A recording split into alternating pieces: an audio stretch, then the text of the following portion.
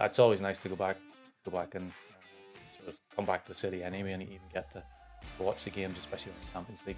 Then you went to Australia, then you went to India, then you went to Scotland. I've got number from he was on. Wow. And then you made your debut coming on at half-time for Philippe Albert against Barcelona at their place. Just talk us through that.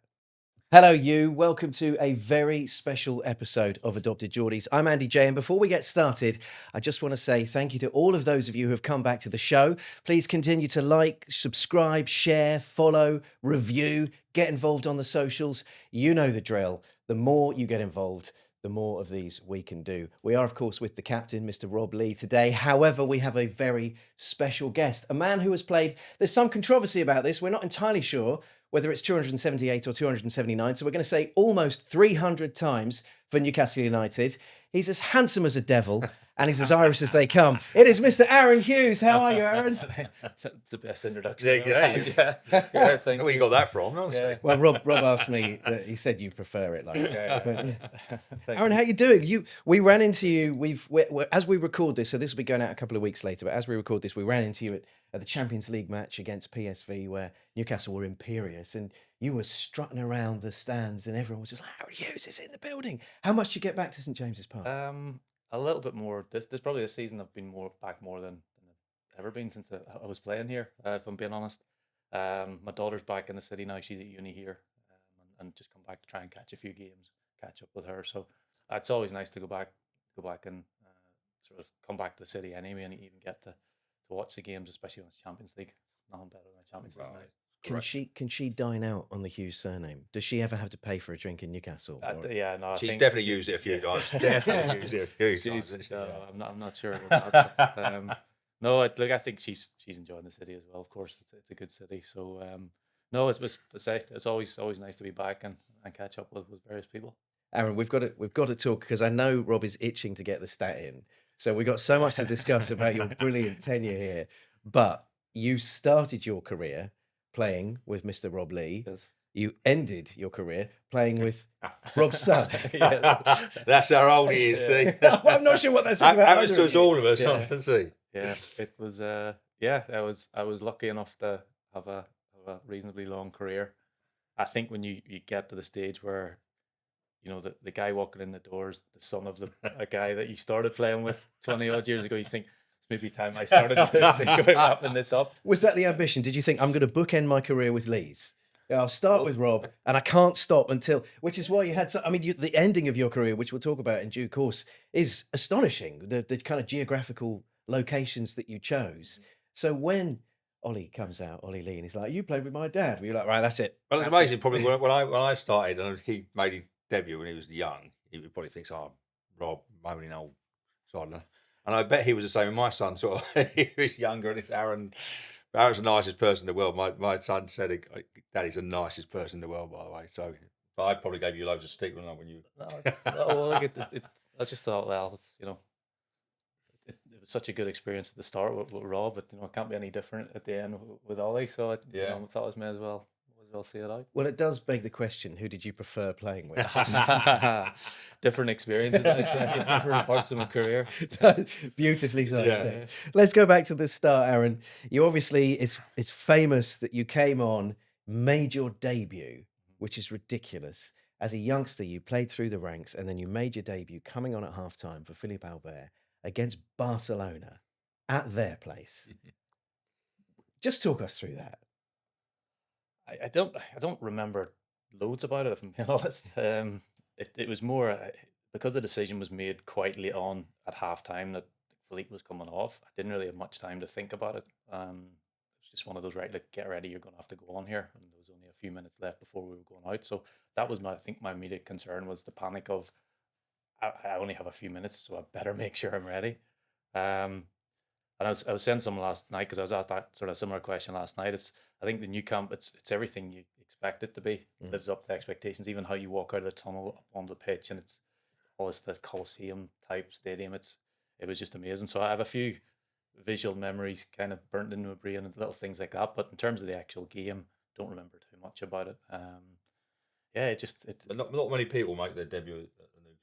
So even like when you things that go on during your career, you don't realise until you finish your career, do you? And then people say, by the way, you made your debut at the new camp. Yeah. Which is not many. Seriously, not many people can. I don't think of anybody else I know can say that. It's crazy. Barcelona players. Yeah. Yeah. It's an amazing achievement, I think. Yeah, it was like What was you, 18 at the time? it just turned 18, so it was, I was lucky enough again. I think I'd been doing okay, that I was at least around the squad, and it's like everything. Sometimes I wouldn't say lucky, I wouldn't say someone getting injured is a bit of luck, but from my point of view, it was an opportunity that arose, and I was maybe the only defender on the bench that could go on. We didn't have many defenders in those days. So just the opportunity was there, and you know, it's not often you lose two centre backs and one half as well. So I suppose there was a little bit of that too. But yeah, very grateful that that opportunity arose, and it's a nice one to have on the CV, no doubt. I mean, you think to yourself, it must be very difficult to walk out on any tunnel after that, after you've had the glory of the new camp. But there's something really special about St James's Park, isn't there? I imagine that when you did that for the first time, making your debut in front of the home fans, and people have now got to know you. You know, I think when that first half, people were a bit like, who's this young lad? I mean, he's been with the reserves for a while. He's been coming up through the youth rank. Who is this guy? And then suddenly you're looking sharp. You're doing it against the best in the business. So when you're making your home debut, people know who you are. That must have felt pretty incredible. Yeah, again, I think it's probably more, as Rob said, like on reflection, when you come out of it and you look back, Right. you have a better appreciation of it, or the gravity of it maybe sinks in a little bit more. At the time, kind of just doing it. You know, I'm a young player. I'm just trying to find my way. I just want to make sure I'm doing okay, that the manager's happy with me, the senior players are happy with me. I'm not. That's the most important, mate. You know, so it's don't really, be honest, don't really think about it. And you know, even at the time, I wouldn't say I was ready to be a first team player. It was just one of those moments, or I'd say opportunities, that a young player gets thrown in just because of the circumstance, and you kind of just have to sink or swim a wee bit. And yeah, I think my home debut was just, it might actually have been the next, because we played Kiev in that. That's right. Then with Kiev, and we played them at home. And I think I came on in the second half for that, and I think that was my home debut. Was it against Yeah. Kiev as well? Yeah. In the Champions League. Second half Champions League That's not specialist. bad. That's not bad, is it? I hope I'm right in saying that, because I can't remember anything in between. But yeah, I do remember sort of coming off the pitch, and I was a little bit emotional, I have to say, because it was sort of all in that moment. It sunk in a little bit. It was like I've just gone out and played at St James's in the first team, and you know, 3-4 years previous to that, coming across as a 15-year-old kid sitting up in the stands, watching Rob the Entertainers, you know, sort of aspiring to one day be down amongst it. Yeah, must have been a remarkable time to be a player. Absolutely phenomenal. I've always wanted to ask you, actually, you know, like, how did Newcastle come to get you? Obviously, being Irish, in Ireland, how did you come to get to Newcastle? We played, it's called the Super Cup NI now, but it used to be called the Milk Cup. It's a big youth tournament in Northern Ireland. It was quite famous. A lot of big players have come through it from various sort of youth teams. Man United used to come across a lot, so you know, a few of the class of '92 have played in it, and that's kind of the big thing. But no, that was I actually played for a local team, Boys Brigade, and we were drawn against Newcastle, because at that stage there was no like seeding in the groups. Like you could be a little local boys team drawn against Newcastle or Man U. Wow. So yeah, that's kind of, I think So you must have done well in that game, and then I think Yeah, they you must- invited me over for a trial. and that was it. That was That was it. pretty And much you come it, over at what, 16? 14. 14? That was 14. So at that age, it would have been Kevin Keegan managing. Yeah. Your debut was Kenny Dalglish, wasn't it? Yeah. And then you saw all the managers that followed, really. There would have been Ruud Gullit. We don't Bobby, talk of about course. Ruud Gullit. Well, no, but not everyone had your experience with Ruud. Aaron played a lot under Ruud. Yeah. We should counterbalance it, because anyone watching this that wasn't aware at that time, we know Rob didn't like Ruud. We got I mention it a lot, don't I? it is a theme. How did you get on with Ruud? Yeah. I can't swear on it, but no, not for me. What about you, Aaron? Again, I suppose it was different for me because I was a young player, so I just was making sure, kept myself right, and tried to just do what I was told and take on as much as I could. And even maybe being a little bit naive and unaware of the situation with some of the senior pros and what that actually felt like. So yeah, like I never had any issues with him. Because he was my manager, I was trying to do okay. I think the one thing, again, I was talking about this last night. The one thing that stands out, one of the memories I have is, do you remember he came on? He came on against Redden in the preseason friendly and played. He played He himself. was arrogant enough to think he could play in our team. Yeah. He came on at half time. So I managed. So of all your management, you've had some great managers. I think Kenny Dalglish, Rude, and all your managers. Who was the most influential in your career? Do you think? I think I have to go straight to Sir Bobby, just because that's where I played a lot, and probably too, I was at a stage in my career where it could start to go either way. If a manager comes in and doesn't quite like you, you don't really know where you're going. Not quite a regular first team player yet, or sort of established first team player, if you want to call it that. But Sir Bobby was willing to give young players a chance, youth a chance, and that's kind of how I started to become more established, and had a first full season-ish, if you want to call it that. But then I could say that Kenny threw me on, was confident enough to throw me on, give me my debut as well. Rude did play me at times, but when he needed to. When he needed you. So I suppose all through that, there's little parts of each of those managers I have to be thankful for, but certainly Sir Bobby and the time I was here. Sir Bobby loved you. He relied on you, and I mean, you had this wonderful reputation. I'm not sure if you would have been aware of it. I'm always fascinated to know what players knew about how they were perceived by the fans, at least after the fact. But certainly from a fan's perspective, I remember standing on the terraces with you on the pitch, and everyone was just like, he's just so reliable. You were Mr. Reliable, Well, I think that's the thing, because I go, whenever I meet all the youngsters that I grew up with, he used to give me a right bollocking. I don't remember giving Aaron too many bollockings, because he was always sort of like, he was always steady, didn't do anything wrong, sort of like he was always, everyone else, like Shoulder, I see Shoulder, he's like, you used to bollock me. Yeah, I did, because you were useless sometimes. But Aaron was always like, he's never, it was never sort of like, you never go, God, Aaron's having a nightmare here. Yeah. Because he was never having a nightmare, do you know what I mean? He was always sort of like, even at a young age, he was still always like, never played bad. I don't remember you playing badly. You probably did. Yeah, I did. I think I mentioned this last night. I think I said it was Rob. It wasn't when he give you a bollock and it kind of could take it. It's when he give you that look, a stare, a little bit of a stare, or just you could just see the disappointment on his face, and that's probably hurt a little bit more. I get it most days, to be honest with you. I get it most of lot. Any question I ask, he's just there. Yeah, that's a stare. Yes. Get the rubbly grum. You haven't had 3 hash browns this morning? But no, it's no. Again, I don't know if that's a good thing or a bad thing. I suppose it's just maybe not taking enough risk to have a bad game is a good thing, because you're reliable. But then at the same time, are you actually pushing yourself to the max? I don't know. Those are sort of things I kind of probably reflect on now, looking back on. Maybe like everyone asks, was there more in the tank? Could it have been better? But that's more of just a reflection. I think that's inevitable, isn't it? Everyone questions that, but you can't look back, can you? However, I'm going to ask you to, if you were to sort of meet a stranger on a plane and they said, "Oh, tell us about who you are," and you reveal, and they went, "Oh, tell me about playing for Newcastle." What was that like? How would you sum it up? What would you say about, because I know you had a long time here and you had so many games, but if you only had a couple of sentences to sort of just try and tell someone, a stranger, what it was actually like playing for this mad, wonderful, glorious, crazy club, what would you say? Incredible. Just, I think I think when you're out there, it's an amazing stadium to play in.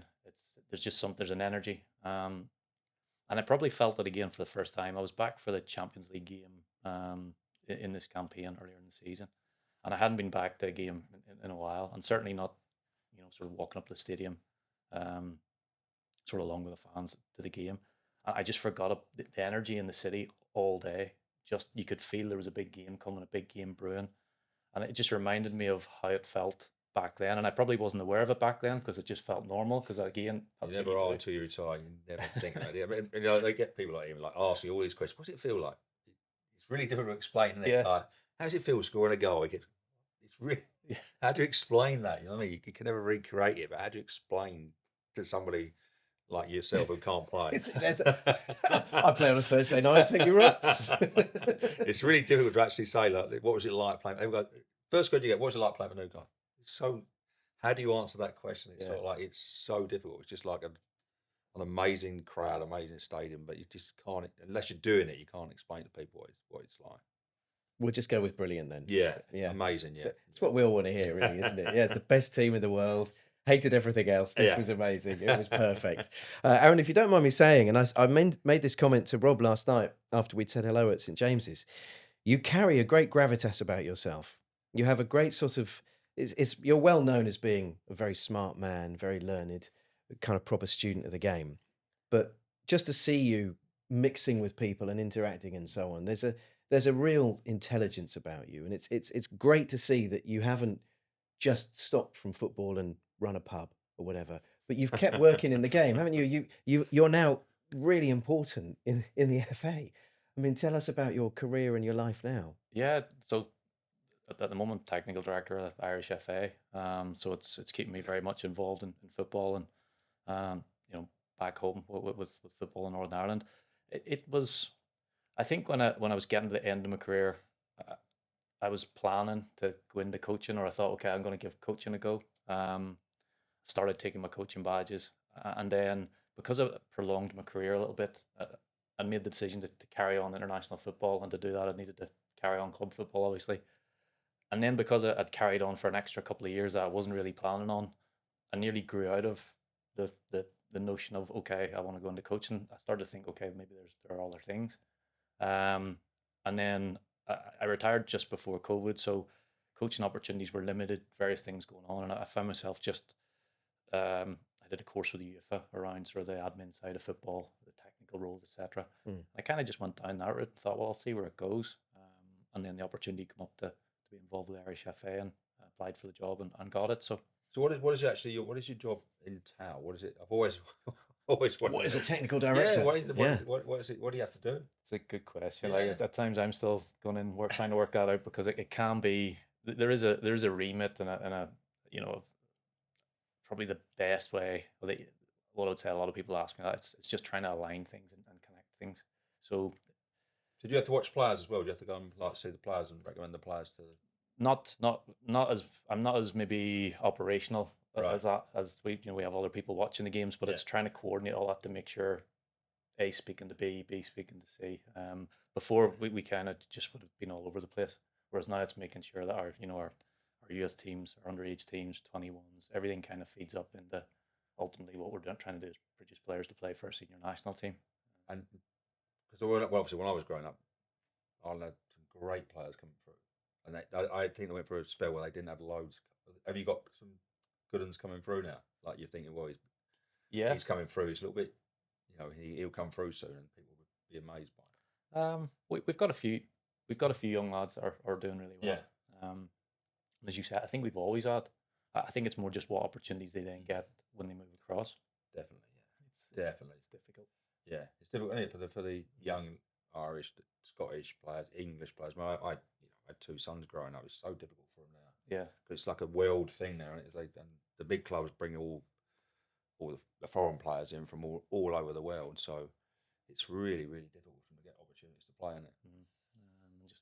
Just the way, as you say, it's because it's gone worldwide, and our player pool's pretty small, as you can imagine. So it's trying to get them the right opportunities, and as a national association, we don't have an awful lot of contact time with them.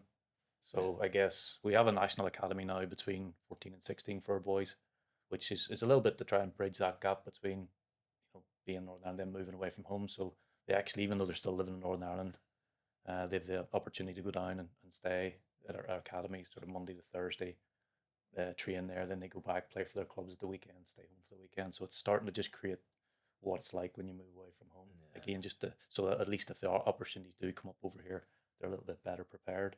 But it's really, really difficult. And yeah, I think I suppose that's part of my role, is just trying to make sure we're ticking out as many boxes as we can, and we're aligned as a sort of a coaching group, a technical group to what we're trying to do. Yeah, that makes a lot of sense. You alluded to your international aspirations when you were still a player, and I sort of touched on the tail end of your career, had some interesting choices. We know sort of, obviously, Newcastle, there was Fulham, Villa, QPR, Brighton, and then things changed.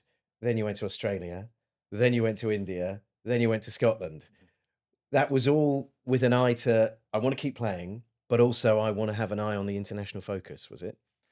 Yeah, so when I left Brighton to go to Melbourne. So from I think that the year I went to Brighton, I didn't play too much, and sort of started to just get a little bit, you know, worried, stressed, anxious because at the same time it was qualification for Euros 2016 and we were doing really well, and I just wanted to make sure I was staying involved for that. So Yeah.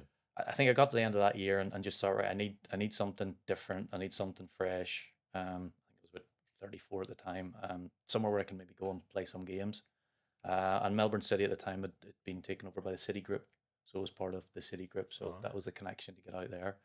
Um, and yeah, like went out to Melbourne again. I struggled a little bit with injury out there, so didn't play as much as I would have liked. But ultimately, that was the 2016 when we qualified for the Euros. So it at least kept me involved around, and I managed to get myself to Euros then in 2016.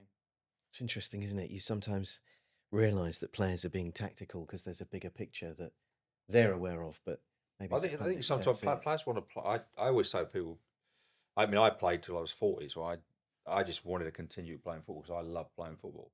You know, but yeah, Alan Shearer retired early. He didn't want to play. You know, and some people love it and some people don't they? And I just love it. And I always say to people, play as long as you can. Yeah. I don't care if people say, oh, he's going down. So what? I just play football because when you get sort of my age, nearly 60, I wish I could play football still. Yeah. Do you know what I mean? And I think you miss it. I always, people are just play as long as you can because it's a great game. But what level you're playing at doesn't matter to me. I don't just same with you. I just wanted to play. Yeah, I think that ultimately that's probably, you get to the end when you do realize, okay, it's not so much lose a love for it. It's just maybe playing opportunities aren't there anymore, and then even to try and get those play opportunities, the amount of work you're having to put in during the week to get yourself to a level where you can at least compete, and then depending on where you're at in the club and sort of the resource they have to manage you. You know, if you've got a club with maybe only two physios, Right. It's injuries. When you get older, it's injuries. Yeah. You're like 18, you're coming from, you know, you can play for anything. You get a little niggle, yeah, I'll play, yeah. When you get older, it's like, oh, that hurts. Sort of like you think, oh, You're sounding that like takes an me old long. man, right? That takes me longer to get over, doesn't it? It's all. and that's when you kind of start to think, okay, this is that's when you know. I think when you know, like, I don't know if I got to when I was at Wickham, I saw like, you know, somebody ran past me, and I thought I should have actually got there. And I'm thinking now, yeah, I think it's time for me to actually go now. Do you know what I mean? I don't know if you got that sort of time where, yeah, it's time for go. Everyone I speak to says that, yeah, there's a moment in your game when the game comes along and you think, yeah, There's a sign. I'm getting near the Yeah. I'm getting near the end here. I'm thinking, I've had enough. Yeah, and I remember at Wickham I was playing against a guy who, like, I can't remember what his name was, a division player, and he's, you know, pushed it past me, and I'm thinking, yeah, I should really have got that. Yeah. It was the hint. Yeah. Aaron, let's talk about this current Newcastle United side, Eddie's Mags, the cup winners. You've seen them firsthand, obviously, here at St James's. I'm assuming you're still watching them on the telly, involved in the results. What do you think of this side? Who impresses you? Who excites you? What's changed? What's new? What's standing out for you? Well, I mean, I try and keep an eye on things as much as I possibly can. And I suppose being back this year and a few more games, it's helped that a little bit. I think what's new, just the energy back in the stadium again and in the city, I think is a massive thing. Yeah. And I think that obviously then translates down to the pitch. I think there's a good mix of players in terms of you've got good experience there. Some immediately sort of jumped to Dan Burn as well, thinking local lad. He's got a bit of everything, experience, knows what it's about up here, can help players settle in. I think that was one thing. Obviously, I always felt important coming across as someone not from here when I was younger. And then again, even you look at the other end of that now, like Lewis Miley coming through. I've been really impressed with him this year. I hadn't seen an awful lot of him before, and then I think especially lately, his form's been incredible. So I think it's League captain Lewis Miley. It was brilliant last night. Love it. It was brilliant. Love it. Yeah. But it's that real nice mix and blend. I think that you get, and when they're also, without being maybe specific to players, you can also tell there's a real good, maybe it's just a perception, but I think there is from when you're looking down at it, like a good togetherness in the squad. Players really seem to have each other's back and want to go after it. I think that's important too. So, as I say, without getting into maybe specifics around sort of each player, it just feels like what I remember our Newcastle, like our our successful Newcastle sides being. It had that sort of mix of everything. That's good to hear, because there was a chapter, quite a long chapter of time, where that identity had been lost, hadn't it? And the city wasn't as excited and vibrant about the team because the life had kind of been sucked out of it, and that really does feel reinstalled. How about when we won the cup? Did that mean much to you? Were you happy to see that? Yeah, I was away at the time, so I was trying to keep up with the score and things. And my brother-in-law, because my wife's from here, so still obviously have family in the city. I think I was just happy, more happy for my father-in-law, because for all the years that I think is every year that goes past, you lose faith. So for him to finally see them lift the cup, and that I think was pretty special. It's very cool. It's very cool. Where do you think we'll do come the end of the season? Do you think we'll re-qualify for the Champions League? We've still got a chance as we record this in the Cups, although we've got a couple of uphill battles. We've got a deficit against Manchester City in the Carabao Cup as we record this. We've got to go to Aston Villa away in the FA Cup. Not easy fixtures. But what do you think what's a good season for us now? Oh, good season. I think, well, again, I said this sort of last night. Someone asked the question, and I was thinking, you want to try and stay in the Champions League as long as possible. So if you prolong that experience, because that also then gives you experience and a bit more in the bank maybe for the next one that comes along. I think, again, if you could re-qualify for the Champions League, that's always a successful season. It's always difficult to predict. It is quite tight in the league at the minute. Just the way the form of other teams as well, and I suppose a lot of it just depends on how much the European games, the cup games, take out of people's legs, injuries, things like that. The impact that then has on maybe the league form too. So I'd say there's probably still an awful lot of football to be played, and twists and turns. But yeah, like if the club can get back in the Champions League again for next year, finish in a position in the league that they can do that, and you kind of just see where the cup and this year's Champions League takes us. It would be another good season, I think. Absolutely. I've only got a couple more for you, and I know Rob has a question about your phone in a moment. But really, very quickly, who is the best player you've ever played with, and the best player you've ever played against? Don't say me, Aaron, because it's embarrassing. Yeah, do leave Rob out. It's such a difficult. You'd have played with some. I get asked also. You'd have played with some great players, so it's really difficult to pick one player out. I think it's hard to not to. You have a name in your mind. Well, let's narrow it down. So you've got a player in your head. Most of the time you played centre half. So who was your best defensive partner who helped you and sort of like you thought, wow, he's some player that I would. Well, as a kid, who was your idol as a kid? Might be like everyone knows mine was Kevin Keegan, but who was your idol? And was it a defender? Did you want to be a defender? I think no one wants to be a defender. No one wants to be a defender when they're growing up, do they? They just put back there. That's what I always say. No, so like I was a Liverpool fan when I was growing up as a kid. So like it was Rushy, Barnes, right, Beardsley, Kenny was the manager. So like, and was you always a defender, or was you sort of like you? No, you just got pushed back as they always do, didn't they? 13, the team I played for, I finished top goal scorer one year, which I know you will not believe that. I saw you play up front in training. No, and I don't know whether that's because maybe I was taken away from where I should have been, or actually the standard I was playing in was that bad. But no, I think you always want to be a striker or a winger or a midfielder. So how did you get it? Sorry, going off the. You've totally gatecrashed my question, Mr. Mooney. How did you sort of like go from that? Someone said to you, right, you're going to the back, Aaron, and I go, wow, I score goals. I'm staying up front because. Yeah, I think at the time, I was reasonably quick for my age. I think too at the stage I got moved back. We played against the Man United, like a school of excellence in Northern Ireland, to pick up some of the better young kids. We played against them. And I was playing as a winger. And obviously, I didn't do very good as a winger because they went, look, see a bit of potential in you, but I actually think you'd be a good centre back because I was tall for my age at that time, sort of could cover ground well and was capable. So they kind of moved me back there, and that was it. Yeah. There was pretty much no turning back from that, and that's how I became a centre back or a defender. And I never managed to get myself back Back further up up front the now, pitch, you no. know. So yes, I never really looked to see who was, when I was young, who would be the best defender to emulate. If you like, I still wanted to be, Rushy, someone like that. Yeah. Goal scorers. Goal scorers. Yeah. But best. It's hard. I go like an obvious one. Alan was the best striker I've ever played with because he, the best in his position. So if you sort of go through different positions and think of the quality people had, and similarly, when you ask me the best player I've played against, it's so difficult because when I think of young involved in international football, you're playing against top international teams. At least Spain's like some of the teams they had, Raul, Del Piero, players like that. You think domestically again, your Drogba's, your Rooney's, your Henry's, Yeah. and then even the likes like Kevin Davies or Big Dunk when you had to play against them.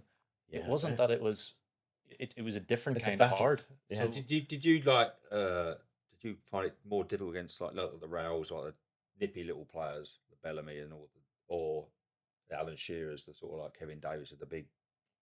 Who did you think? Oh God, I prefer playing against the nippy ones because you was quick, so you was. Do you know what I mean? Or do you find against the Duncan Fergusons and stuff that?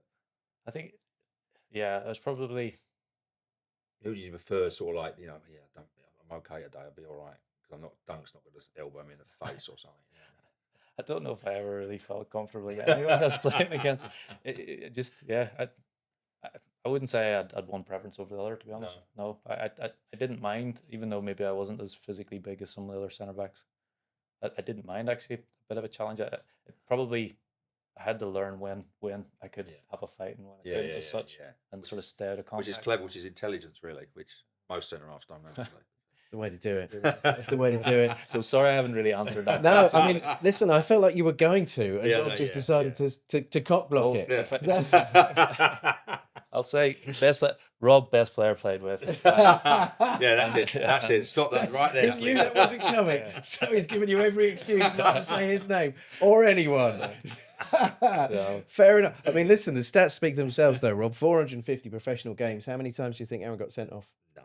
Exactly. I don't no remember, red cards in your getting career. I don't remember him getting balls. I don't remember getting angry with anybody. Like I don't know what I see. I don't inwardly, but I don't remember you got. Hang on, we got to calm down Aaron down here because he's going to lump someone. Do you know what I mean? He just never got. I never saw him got angry with anyone. It's all like Too relaxed. Yeah. Well, it just worked. So chilled, Did the job. I think people say I don't know whether that was a good thing or a bad thing, because sometimes people say one of the things you needed a bit more bite about you. I don't know, but I think being maybe not the biggest centre back always, and just getting in the habit of making sure, even from the youth team days with JC and that, like the last thing you want to do was slide into tackle and put yourself out of the game, and you can't do anything when you're on your backside and they're 20 The yards biggest behind you. compliment I can play him, and I'm not blowing smoke up his arse. I don't remember him, and I remember a lot of bad things about players. I don't remember him getting absolutely annihilated by anybody. I don't think, oh God, he's been hung out today. Yeah, he's been battered by today, and I don't remember. I remember Bez getting battered a lot.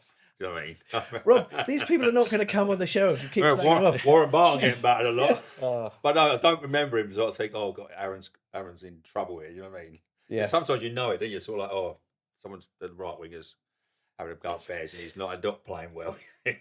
I don't remember him being, oh yeah, he's getting battered. Every time we do a new episode, Rob, you slag off another one of your old teammates. It's Shola today, plus Warren and Bez. I mean, thankfully we've had Warren and Bez already, but Shola's not coming on after you said number of times I have to apologize. Do you want to do your final question? What's on your phone?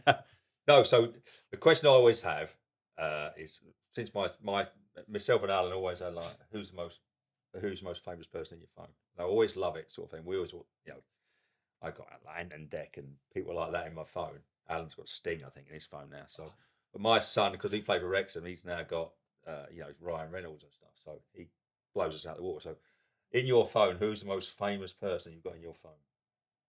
And you can't say Rob Lee. Yeah, or Alan Shearer. I don't have the levels of Sting or Ryan Reynolds. No, nobody does. Probably, I'm going to say Not that I It text doesn't him it or doesn't make you call. text him or not, as long as you got his number. That's I've got Kaká's number from he was Whoa. on. wow. He Man. was that's on- pretty See, cool. that's a good see. Yeah, That's, So that's it's it. just, That's it's, why I it's guess such a good question. It's different. It's maybe one that no, because he was on that UEFA course that I did around. So he came on that, so he's part of the cohort. So I Right. spent a couple of years with him as a student. Yeah, that's got good. his- I've See, got his that's number on my good. That's, phone. that's really good. That's I very like it. cool. Yeah, see, it's Yeah. cool. He's It's cool. Top guy. As Yeah. well. Is he good? Yeah, he's Yeah. a really nice man. Voice notes with Kaká's pretty cool. That is cool, man. I'm here for Love it. that. Not quite that way. I love that. Merry Christmas. If I rang, I can't guarantee he'd pick up the phone if I rang him, I'll be honest, but at least, Those blue ticks never come. Yeah. Oh, I But said no. it weeks ago. Aaron, look, thank you so much for coming on Adopted Geordies. It's been a real Thank you pleasure for getting to having me. chat Yeah, to you thanks, here. Aaron. Really cool of you. Thank you as well to you guys for watching. As ever, please like, subscribe, share, follow, get involved on the socials. We love hearing from you, so please keep it coming. We'll be back with another Adopted Geordies in the very near future.